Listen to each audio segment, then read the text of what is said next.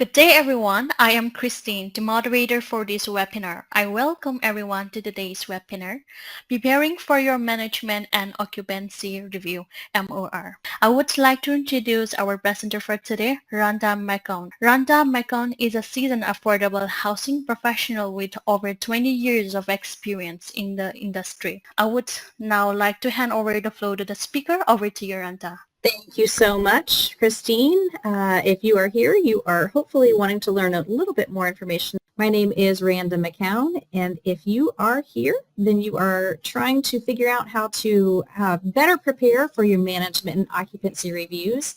On your screen is a few things we're going to talk about today, but if you are here, you already know what we're talking about today. You're going to be with me for between 60 and 75 minutes. There's just a lot to cover. I want to start off with an overview of the MOR process since we have various learning levels with us today. MOR stands for Management and Occupancy Review.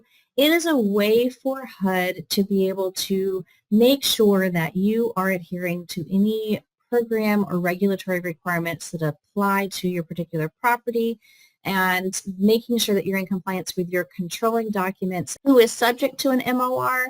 There's a long list of it. Here's a basic rundown of how the MOR process works. So the MOR is done using a form called the HUD Form 9834. It's broken down into several categories. Category A is general appearance and security. B is follow-up of monitoring of the property inspections. C is maintenance. You get the idea. D is generally not going to be reviewed by your PDCAs. Inside the 9834, in addition to being separated by categories, there are sections that are attached to it. I will say that Addendum C is going to be your most advantageous document in getting ready for your MOR. So what I'm going to do today is walk you through that Addendum C document and teach you how to use it to your advantage when you're preparing for your management and occupancy reviews.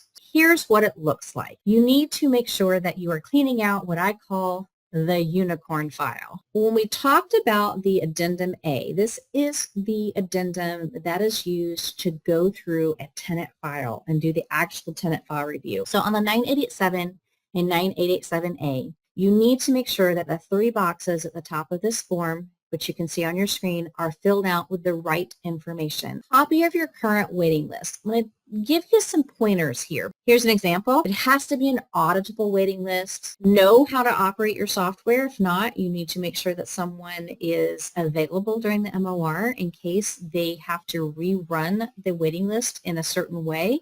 And then work your waiting list. Make sure that you have documentation showing that you are actively working your waiting list and your content. Next item on the list is your affirmative fair housing marketing plan. And then if you have to replace an advertising source, make sure that you're maintaining documentation. When I talked about the worksheets, here's what I mean. Here's worksheet 1, talking about the demographic groups. Worksheet 2 is establishing a residency preference area. Worksheet 3 is one of the most important worksheets when it comes to an MOR. And then this is also an extremely important worksheet. This is where you're going to talk about your actual methods of advertising.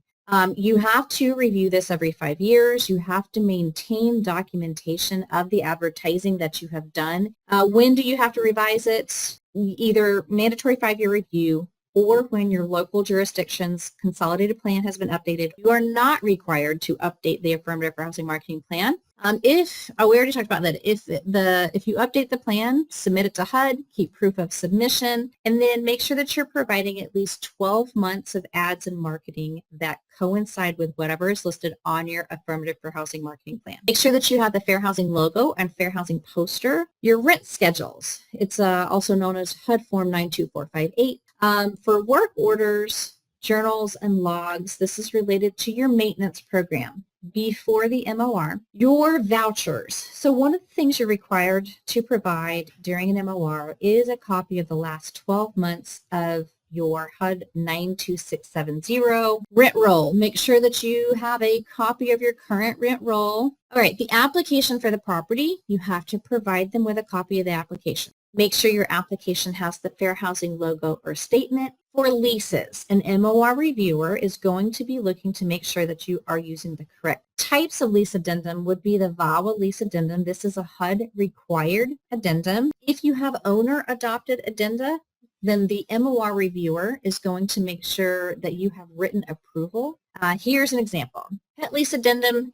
It's not the same as a pet policy or a pet rule. And a pet rule or a pet policy, again, is not the same thing as your pet lease addendum. And house rules do not need HUD approval. Date your house rules. It's a very easy way to make sure that you can keep up with what version. Your application rejection letter for your annual unit inspections. Before the MOR, inspect all your units. Document it, make sure it's filled out and dated. Make sure that you have the right HUD rent fact sheet, how your rent is determined. For the resident rights and responsibilities brochure, make sure that you have the most up-to-date version. It has changed several times. For your EIV and U brochure, again, make sure it is the most up-to-date version. For your lead-based paint, if you have been found to be lead-free, so you're not exempt, if your property is not exempt or you have not been certified lead-free during the MOR, provide copies of all your inspections and reports, provide a copy of your lead hazard control plan. There's 2 scenarios where every 2 years is not required. If your exigent health and safety certifications during the MOR, give copies to the MOR reviewer. For your operating procedures and manuals, you want to make sure that before the MOR, you ensure that you have written procedures for certain items. Documentation for elderly preferences under Section 651 and 658. Income targeting and tracking log. You have to pull this in 2 time frames. Income targeting does not apply to PRAC properties. EIV information for your staff. You are an EIV user.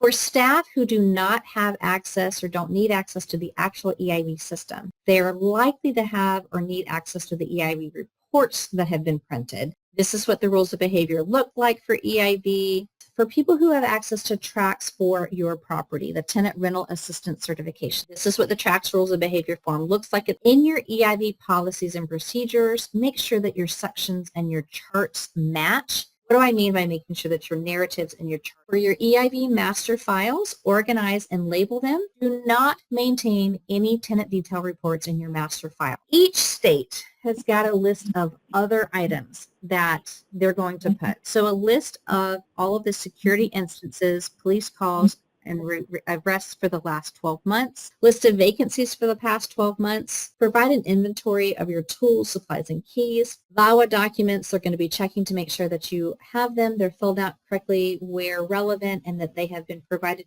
Copies of termination of tenancy letters or pay to vacate notice. Same thing for the copies of terminations of assistance letters. Give them a list of all the evictions that have happened in the last 12 months. Your tenant selection plan, they're going to review this. Make sure that all the sections match each other and other documents on the property. This is a slide showing you things that you should be displaying in your management office on the day of the MOR. Be present, be ready. It's going to end up in the MOR report as a finding. And that's all I have for you, speaking of conclusion. And that it was useful, and I hope that you'll come back for future trainings. I hope you gain some knowledge and some power for getting ready for an MOR, so that you feel less intimidated and less scared of that process. It really is meant to be a process of improvement and not a process of destruction. So thank you, everybody. Thank you, Rhonda.